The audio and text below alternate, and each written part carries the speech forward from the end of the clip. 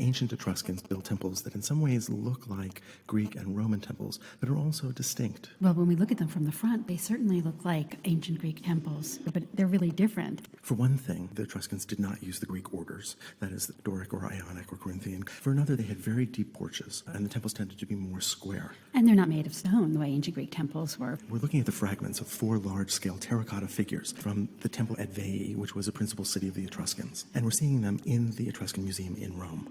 In ancient Greek architecture, we might expect to see figures like this occupy that pediment, but instead, these figures lined the rooftop. And like ancient Greek sculpture, they were very highly painted. So it's such an interesting moment in Italy in the 6th century. We have Greek colonies in the south of Italy. We have the Romans in Rome, although ruled by Etruscan kings. And then up in the northern part of Italy, we have a confederacy of about a dozen Etruscan city-states. So Italy is a complicated place in the 6th century BCE. These are slightly larger than life, and although they were placed equidistantly, they do enact a specific scene. This is a scene from ancient Greek mythology. It's the third labor of Hercules. Hercules is sent out to capture a very large deer with golden horns. Now, this deer is very special to the goddess Artemis, and actually the idea is that the person who sent Hercules on this labor wants to annoy Artemis, so that she punishes Hercules. Now, Hercules is known in the original Greek as Heracles, and he's shown here with the golden hind under him. He has been able to capture it, and now he's being confronted by both Artemis and her brother Apollo. They want the deer back. And so Hercules promises to release it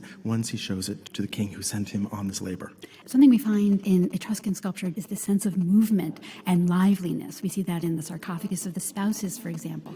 And we see that here with the figure of Apollo, who's striding forward, and Hercules, too, whose body is leaning forward and whose knee is raised. And we see that sense of musculature and animation. These are terracotta, that is, they're clay. So they would have been modeled in an additive process. Apollo wears that archaic smile that we're used to seeing from the Koros figures, but he's still very different than the Greek figures. His smile is a little bit more animated. His proportions of his body are different. And the look on his face is not one that is looking out into a generalized space. He is catching the eye of Hercules. He is engaged directly, and therefore engages us. And just like their faces are stylized, their bodies are also highly stylized. There's almost a sense of twisting at the hips, and their shoulders are overly rounded and broad. This is not a naturalistic depiction of the body. And the artist seems to favor detail. For instance, look at the way that the drapery falls flat, creating these lovely little loops. And look at the marvelous detail of the feet.